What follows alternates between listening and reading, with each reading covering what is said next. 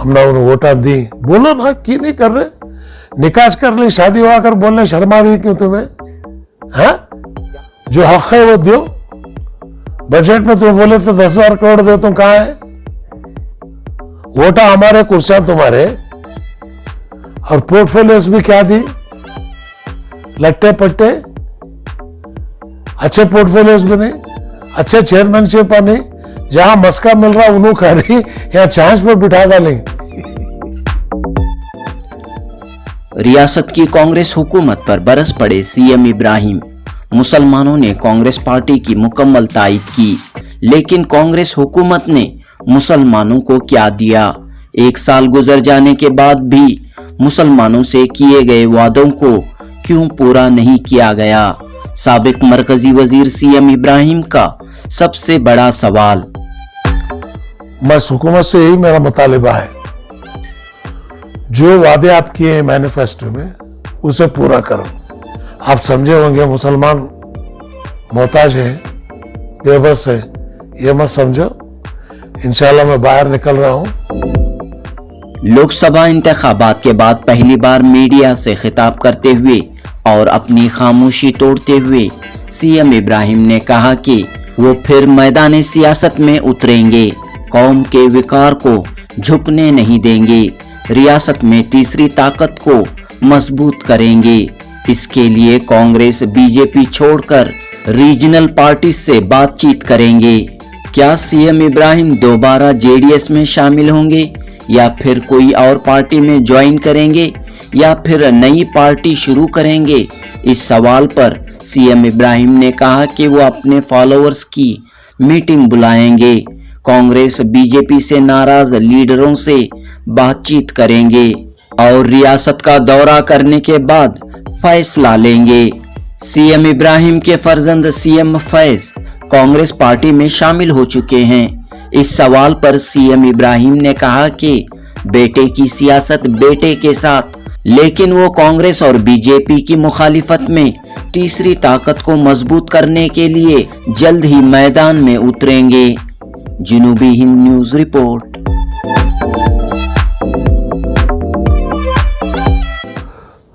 हुकूमत बन के 1 साल हो गई है। जो उम्मीद थी खुसूसन अक़लियतों की, उस पर पानी फेर गया है। येडियुरप्पा जी थे, बकरीद इत्मीनान से गुजरा। कांग्रेस की गवर्नमेंट में बकरीद जो है पकड़ा पकड़ी, धक्का धक्की हर जिले में देखने को मिला। खैर, हुकूमत है। बस हुकूमत से यही मेरा मुतालिबा है, जो वादे आप किए हैं मैनिफेस्टो में उसे पूरा करो, और जो अदाद शुमारी लिए आप उसे पब्लिश करो कि अक़लियतों की तादाद क्या है, बैकवर्ड की तादाद क्या है, इसे शुमार करो। और दूसरा ये मत समझो कि सिर्फ बीजेपी को दिखा के वोट लेंगे। मुसलमान के पास रास्ते बहुत हैं। 1400 साल से बीजेपी के बाप को देख के आए हैं हम लोग। हमको जो है ना बीजेपी का डर है, ना संघ परिवार का। अल्लाह का खौफ है। जिसके दिल में अल्लाह का खौफ है, हुजूर की मोहब्बत है, उसे कोई डरने की जरूरत नहीं है। तो बस इतना ही है, आपको 99% वोट देके जिताई, लेकिन आपका रवैया कारपोरेशंस, चेयरमैन्स, एमएलसीज ये सब देखे तो बिल्कुल मायूसी नजर आ रही। आप समझे होंगे मुसलमान मोहताज है, बेबस है, ये मत समझो। इंशाल्लाह मैं बाहर निकल रहा हूं, दोबारा इसी महीने से रियासत का दौरा करूंगा। और कर्नाटक के अंदर भी जो है हम ख्याल लोगों की एक मीटिंग में बुलाया हूं बेंगलुरु के अंदर, जो जेडीएस के पुराने, जेडीयू के, एनसीपी के पूरे शायद 200 लीडर्स पूरे स्टेट के जमा हो रहे हैं। आगे क्या बीजेपी कांग्रेस एक तरफ, क्या तीसरी ताकत की जरूरत है कर्नाटक में? बनना है। आज अगर कांग्रेस का यही रवैया रहा, तीसरी ताकत के बगैर हमको हमारे हुकूक नहीं मिलते। आज कांग्रेस के अंदर अक़लियत की अगर इज्जत होना है तो तीसरी ताकत की ज़रूरत है। तीसरी ताकत आने से पहले कांग्रेस अपने आप को संभल गई, अगर अपने वादे पूरे करी तो बेशक हम लोग पूरा कांग्रेस को साथ देने के लिए तैयार हैं। अगर वो नहीं हुआ तो हमारा कदम हम उठाएंगे। किस सियासी पार्टी के तहत आप मैदान में आ रहे हैं?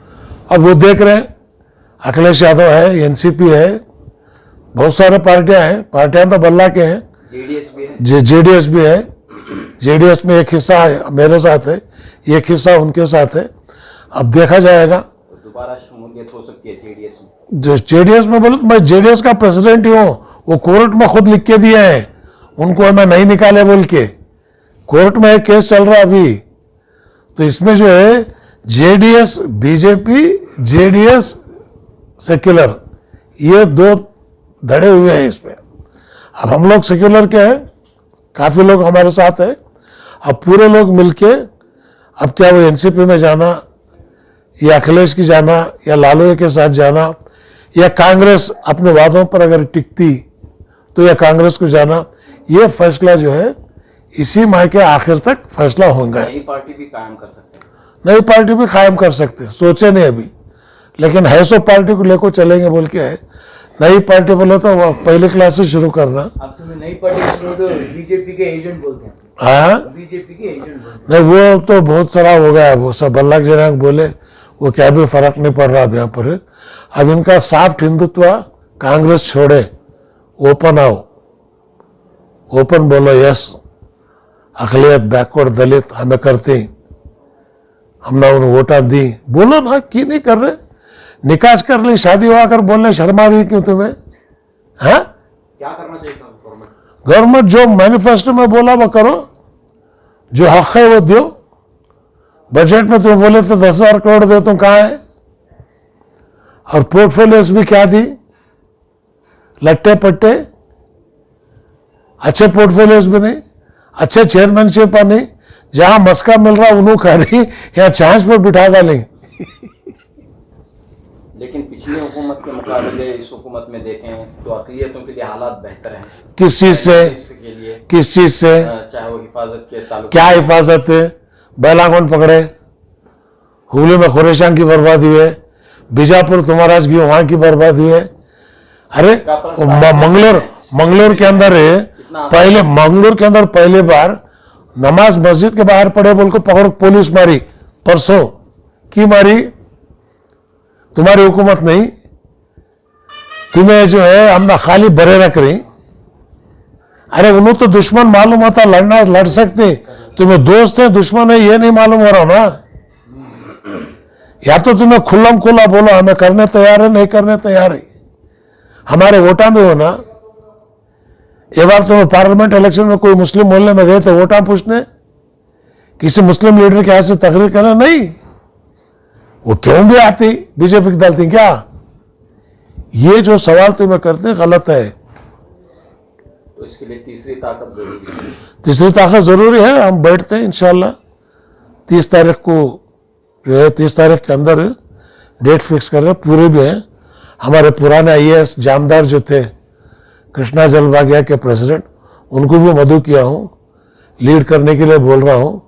और हमारे हुबली के स्वामी जी जो है उनको भी मैं बोला हूँ कि पूरे मिलकर जो है एक मजबूत ताकत कर्नाटक में बन सकती है। लोकसभा इंतखाबात के जो नताइज आए उसे आप कैसे देखते हैं, खास तौर पर कर्नाटक में? कम से कम 20 आना था कांग्रेस के। हाँ, क्या वजह से? वजह में कैंडिडेट बराबर नहीं, कोऑर्डिनेशन नहीं, ललोल फलोल अतुल बतुल तमुल सबको तुम्हें कैंडिडेट बना डाले। तो अरे भाई पार्लियामेंट का कैंडिडेट दे के तो उन्हें लंबा चौड़ा तो भी रहना, एक 4 जुबाना तो भी बोलना। तुम्हारे पास जो है जो कैंडिडेट तुम्हें बिल्कुल यहां पर 2 सीटें तुम्हें बेंगलुरु के अंदर जीत सकते थे। मुस्लिम वोट और ज्यादा भी तुम्हें जो है परसेंटेज बढ़ाते और जो है हो सकता था। अब जहां कांग्रेस एमएलए है वहां 30,000 लीड है बीजेपी को की वो ये इसका जवाब तुम्हें कांग्रेस वाले आज तक नहीं दिए। नहीं, कल फैक्ट फाइंडिंग ये थी, अंडर करंट था, जेडीएस बीजेपी की ताकत अच्छी मजबूत थी, हमें उनको इसके बावजूद ये मत समझो कि शिव कुमार उकलेगा नहीं, उकलेगा उठा नहीं सकता। शिवानंद पाटिल लिंगायत नहीं, लिंगायत में उठा नहीं सकता। वोटा हमारे, कुर्सियां तुम्हारे। हाँ, तुम हिसाब दो कितने वोटा तुम्हें नहीं तुम्हारे कौम के कर को। हम ना पूछते माइनॉरिटी दिए नहीं, माइनॉरिटी दिए नहीं, ये बुमड़ी कब की भी चुकी नवे। माइनॉरिटी नहीं दिया, मैं दूसरे दिए नहीं, उसका जिक्र ही नहीं दिया, तो भी दिया कर को भी बोल रहे नहीं। तो आप ये खुल्लम खुल्ला ये चीज नहीं चलती। जब तक मैं जिंदा हूं, ये कौम के विखार को कभी झुकने नहीं देता मैं। मुझे कोई परवाह नहीं। एनआरसी में मोदी को शाह को परवाह नहीं करे हमें। उनको देख लेते आप बाजार में कर पुलिस वाले 120 मीटिंग करे एनआरसी के। ये अल्लाह का करम है, गरीब नवाज का करम। मोदी की ताकत टूटी, अब वो पहले का मोदी नहीं रहा। ऊपर का झुब्बा निकाल लिया, पैंट बची है। तो यानी कि हालात बदले हैं और उम्मीद क्या कर रहे हैं आप? नहीं, मुझे तो उम्मीद मुल्क के अंदर जो है सेक्युलर ताकत, इस देश का हिंदू 99% सेक्युलर है। इन्होंने परसों बोले इमरजेंसी का जो हत्या का दिवस बना रहे, गांधी को मारे सो बोलो। कांग्रेस वाले नहीं बोले, मनोज झा बोला। वो महात्मा गांधी का हत्या करने वाले, नाथोराम गोडसे की पूजा करने वाले, बोलो तुम्हें बापू की हत्या का जो है तो शहीद दिवस मनाओ, वो डिक्लेयर करो। वो नहीं करने तैयार है तुम्हें। वो पूछने तुम्हारी ताकत नहीं। पार्लियामेंट में कपड़े फाड़ को पूछना था इनके। सीएम इब्राहिम साहब आपके फर्जंद जो है कांग्रेस पार्टी में शामिल हो चुके हैं और आप जो है मुखालिफ रुख यानी कि कांग्रेस के खिलाफ जा रहे हैं। मैं कांग्रेस के खिलाफ में नहीं, कांग्रेस के हक में नहीं, हक पूछ रहा हूं मैं। उन्हें बड़ा हुआ, 3 बच्चे हुए, शादी हुई, उसकी जिंदगी उन्हें, उसकी सियासत उन्हें। अब भी क्या बच्चा उन्हें, 3 बच्चा का बाप है उन्हें। अब एक 4 साल गए तो उसका बेटा इलेक्शन को तैयार होता। आपके मशवरा लेके क्या? नहीं, मेरे पास कोई कभी भी पॉलिटिकली मैं उन्हें कभी डिस्कस करे भी नहीं, उस वक्त भी नहीं करे, आज भी नहीं करे। इंडिपेंडेंट है, उन्हें नेक है, बुरी आदत नहीं, लोगों के अंदर नाम अच्छा है, बस इतना है मुझे। इब्राहिम साहब का बेटा क्लब में मिला नहीं, शराब खाने में नहीं मिला, नहीं, नेक है बस। उसकी दादी की जनाजे की नमाज उन्हें पढ़ाया, वहां तक मैं तैयार करे। सिगामी के लिए भी कोशिश कर रहे हैं। वो उनकी मर्जी, पार्टी वाले की मर्जी, क्या करती करने का। मैं कभी किसी को मैं तुम इसमें जाओ उसमें जाओ नहीं। मेरी 50 साल की सियासी जिंदगी में मेरे घर के मेंबर, एक फैमिली मेंबर को कोई बोर्ड या कारपोरेशन का मेंबर नहीं बनाया। मैं गवर्नर बनाया, यूपीएससी चेयरमैन बनाया, लेकिन मेरे खानदान वालों को एक को नहीं करे। मैं क्यों? मैं कौम की अमानत, फैमिली की अमानत न है। लेकिन आप लोकसभा इलेक्शन में खामोश बैठे थे घर में। मैं खामोश नहीं बैठा था, बिल्कुल गया मैं। अब टूर करे शिवानंद पाटिल वहां कहना सर के हुबली में करके डिंगला ने स्वामी के पास जाकर मीटिंग करा। इसके हक में चला डिंगला ने वो कांग्रेस के हक में, इंडिया के हक में। हाँ, वोट देकर पूरा फिरे बोले। लोकसभा इलेक्शन में जेडीएस ने 2 सीटों पर कामयाबी हासिल की और एक तरह से इस पार्टी में बराबर से करे तो कूलर भी नहीं आता था इनका, मंडिया भी नहीं आता था, करे नहीं, स्ट्रेटेजी नहीं है। मैं जनता दल का सदर राष्ट्र को 18 सीटें लिया था। बीजेपी इन्होंने दोनों सब मिल को, हम थम्मो मिल को भी 2 ली। वो हिसाब से देखे तो बीजेपी पूरा 20-9 जीतना था, 20-8। कांग्रेस की कमजोरी, कोऑर्डिनेशन नहीं। तो ये जो है मैसूर जीत सकते थे तुम्हें आराम से, कैंडिडेट अगर अच्छा डालते। नहीं, वही बोले ना, तुम्हारे कोऑर्डिनेशन है। डीके सुरेश हारने की वजह बीजेपी कांग्रेस नहीं है। डॉक्टर मंजुनाथ एक अच्छा डॉक्टर है, उसके अपने उन्हें इंडिपेंडेंट करता तो भी जीता था। लोकसभा इलेक्शन से पहले खबरें थी कि सीएम इब्राहिम कांग्रेस पार्टी में शामिल हो रहे हैं। नहीं, मैं कहीं भी नहीं जा रहा हूँ, कोई नहीं। 5 वक्त घर को आजाद एक बुला रहे, अल्लाह अकबर, अयाल सला अयाल फला। आजाद से उनको नहीं गए वाले बिन बुले जाते हैं क्या? सब ये 5 गारंटी स्कीम का फायदा कहाँ तक फायदा हो रहा है? क्या फायदा? देखो जी, मेरे हिसाब से सिवाय चावल के ये सोप स्कीमा खड़ा करो। बस्सा फ्री, फायदा क्या है? जोड़ा मिल रहे हैं हाथ को। हाँ, ये गोंगू गए, वो गोंगू गए, अम्मा क्या गए, मामू क्या गए, पूरे बस्सा में उनुच हो गई। कार वाले भी बसा में जा रहे, गुटबारा वाले भी बस्सा में जा रहे हैं। 5 गारंटीज का फायदा भी नहीं हुआ। नहीं हुआ, कांग्रेस फायदा सवाल ही नहीं। नहीं आने से जगह में डाले तो कहां से आएगा? 200 तो इसलिए स्कीमा निकाल को दलित बैकवर्ड माइनॉरिटीज ये स्कीम लाओ, बीपीएल कार्ड लो, इकोनॉमिकली वीकर सेक्शन है, बमन भी अगर वीक है उसे दो, लिंगायत भी इकोनॉमिक वीक है दो। ये है सोना को घर घर को 2-2 हजार रुपए। यूनिट सास भी बहु लड़लक मर जा रही वहां, मेरे 2000 तेरे 2000, तू घर की बड़ी मैं घर की बड़ी, घर घर में मारा मारा शुरू हो गए। अब 200 यूनिट फ्री दे रहे हैं। क्या फायदा? उसके ऊपर 1 यूनिट गया डबल बिल आती, वो निकाल डाल को तुम्हें 200 यूनिट फ्री निकाल को पुराना रेट जो था ये का वो लागू करो, बस है। इलेक्शन में जो है कांग्रेस ने एक मुस्लिम उम्मीदवार को टिकट दिया था और बहुत कम वोटों से उम्मीदवार हार गया। किया रे कौन से तुम्हें पूछे थे क्या किसे देना कर को?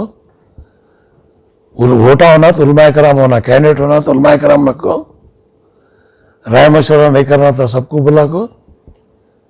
ये नहीं चलता अब इसके बाद। किसी देना चाहिए था। नहीं, पूरे उलमाए कराम मशवरा बना को उनको दिया तो उनके देखो भाई ये तुम्हारी जिम्मेदारी है, जिम्मेदारी सबके ऊपर डालना था। मुसलमान तो डाले था वोट सब। कहा मुसलमान डाले, लेकिन परसेंटेज कम हुआ।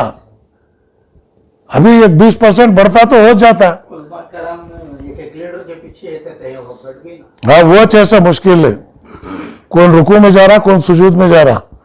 और एक चीज़, अब मुस्लिम लीडर है मैं जो कांग्रेस में उनमें ना इत्तेफाकी बहुत है, कोऑर्डिनेशन नहीं है। एमएलसी किसी को देना था किसी को दे वाले, वहाँ ना इत्तेफाकी क्या?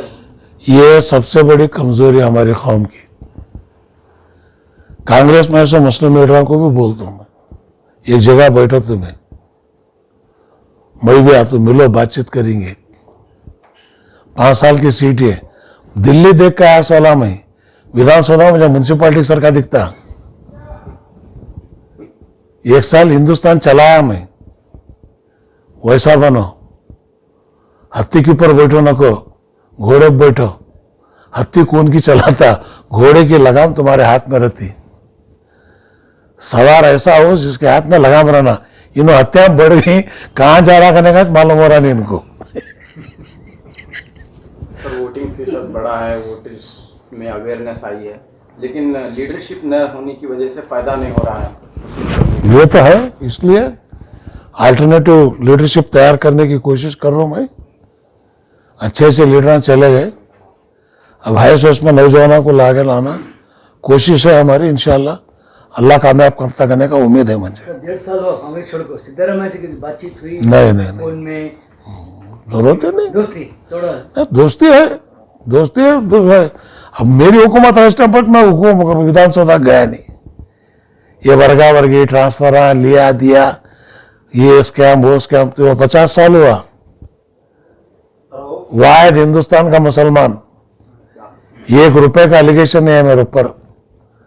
First Indian airlines air India नफे में लाने वाला मुसलमान मिनिस्टर, आज बेंगलुरु एयरपोर्ट, कैनानूर एयरपोर्ट, कितने काम नहीं हुए, लेकिन बोलते नहीं कि मैं मुसलमान। ये बात अब भी कही जाती है कि सीएम इब्राहिम ने कांग्रेस पार्टी छोड़कर बड़ी गलती की। क्या भी नहीं कर रहे। अगर आज होते तो मिनिस्टर होते। अरे क्या करना जी, मिनिस्टर अब चुप बैठ को थुका लेना था। नहीं हुआ सोच अच्छा है मुझे। लोग आप पूछते ना कहा है जी बजट को, तो क्या बोले, क्या जी मैं कितना जी देने को, तो क्या बोले, 3000 करोड़ देना क्या कहाँ है, कितना रिलीज हुआ? 100 करोड़ खर्चा, 107 खर्च। 107 खर्चा होता है, बाकी पैसे तो ये जो है ये नहीं करना, सिद्धरामैया की ऐसा करने मुझे नहीं मालूम, क्या उनको बोलने वाले नहीं मालूम।